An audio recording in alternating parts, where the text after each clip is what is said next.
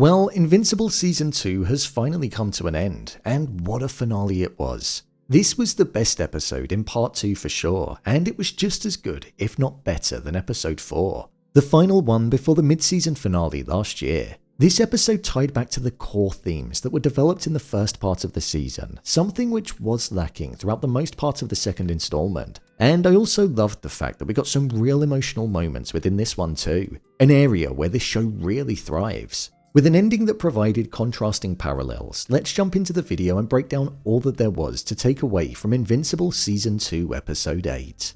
Just to let you know, this video will contain spoilers.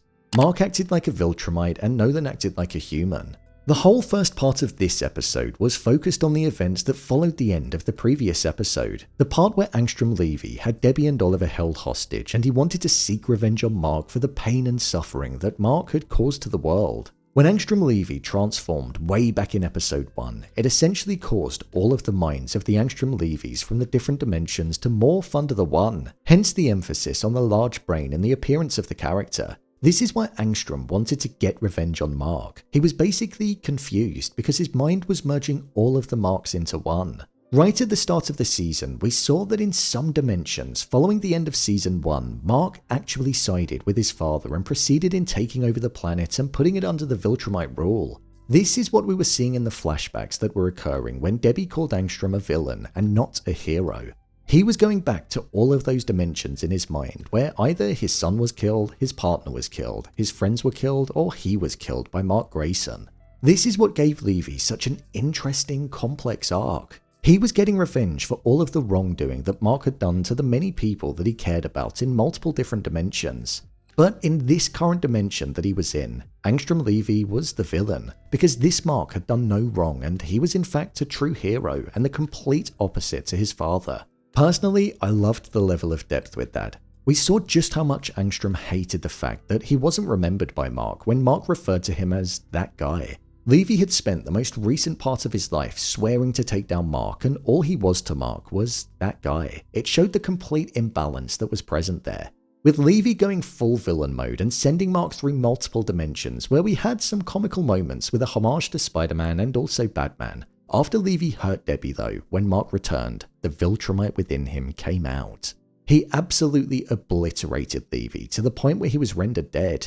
It was a stark contrasting shot to the receiving end of the beating that Mark was on from his father at the end of Season 1. It was beautifully constructed and the blood that was covering Mark's hands was almost resembling the red of Omni-Man's gloves, showing that he lost control and became the very thing that he spent the entirety of the season not wanting to become, his father. But more specifically, the murderer that his father was. Mark wasn't a killer up until that point and didn't want to be, and we saw just how much killing Levy impacted him. Mark didn't know what to do, was in complete denial and was trying to justify it to himself. I thought the touch of having Mark laughing in a panicked state where he was truly lost, not only in that dimension in a physical sense, but also within his mind was such a great decision. He was covered in blood and committed overkill. Something which showed that he wasn't the person that he was before he killed and he'd never be the same after. Now when we turn to Omni-Man, we saw that right at the end of the episode, literally during the post-credits scene, there was a moment where he was reflecting on everything that he'd done, especially the end of Season 1 with the death, devastation and destruction that he caused to the humans, but also his son Mark.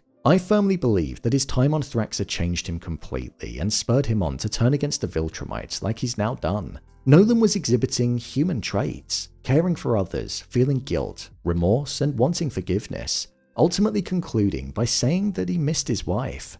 This showed that Nolan was the human at the end of the episode and Mark was the Viltrumite, in some capacity that is.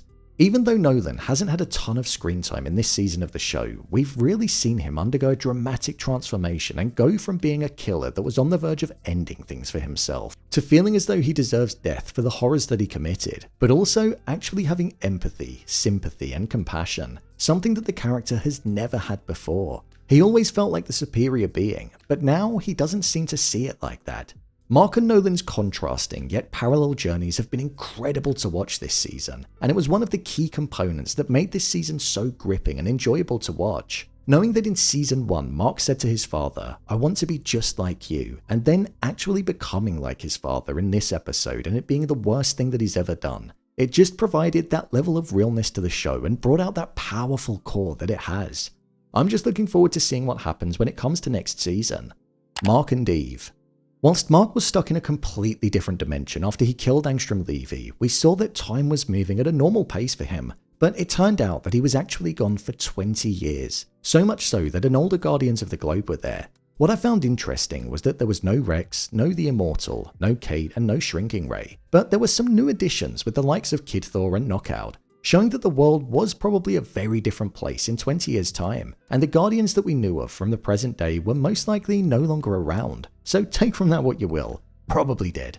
But maybe not. Eve said how the world was a different place and that if Mark had have stayed on the planet, then he wouldn't have liked what he would have become. I wonder if by him killing Angstrom and then being stuck on a planet on his own, he would have eventually found a way to get off of it, and then embodied that killer that was inside of him, ultimately going on to resemble something that was similar to the Marks in the other dimensions. Is that why the world was so different 20 years from when Mark left? Because he managed to find a way back, but by the time he was there, he was completely different. It's an interesting thought for sure, and I definitely want that timeline to be explored.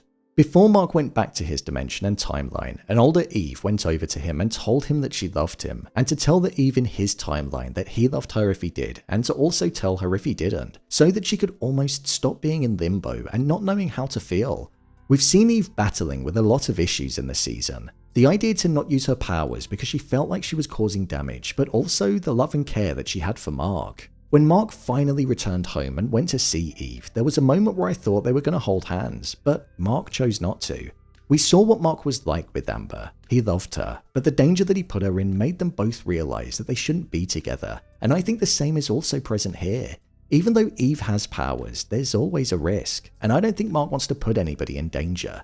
He's already put Amber, his mother, and his brother Oliver in danger in the space of a few days, and I think he wants to learn to understand himself and gain control before getting close with anybody else again.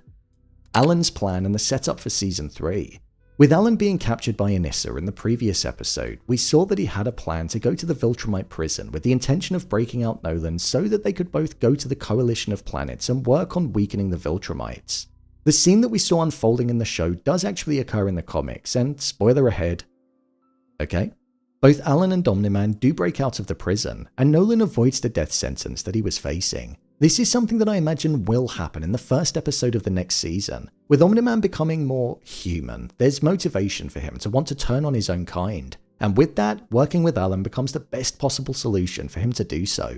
My review of the episode. I thought this episode was a really good one. There were so many elements of it that I liked. I enjoyed seeing the different dimensions where Mark had sided with the evil Nolan and just how brutal he was. Plus, I also enjoyed getting a deep dive into the mind of Mark following him killing Angstrom. The way this show makes these characters feel human and their issues feel real is just incredible. There aren't many animated shows that can do it to the level of this, but this one just delivers every single time. Love was definitely in the air in this episode, despite the death and heartbreak that was present too, and I kinda like that. We had the Immortal being reunited with Kate, and also Monster Girl and Robot saying how they wanted to go on another date. I do think having a mid-season break definitely did disrupt the show in some capacity. The ending was great, but I think if we'd been on a consistent 8-episode run, it would have hit even harder, as we had 4 episodes, a long break, and then 4 episodes. So I do think that is a shame, especially considering the episodes were complete. Apparently. I'm hoping we don't have to wait too long for Season 3 because it's just such a good show. Here's to hoping it'll only be a year. Yeah, maybe I'm dreaming. So, there you have it, Invincible Season 2 Episode 8 Ending Explained. If you want to see more videos on Invincible, then click on the card in the top corner. I've been covering the entirety of Season 2, so if you want to see every episode broken down, then head over to the channel where you'll find a playlist. What did you think of the finale? Let me know your thoughts in the comments below. As always, thanks for tuning into the video, and I'll see you in the next one.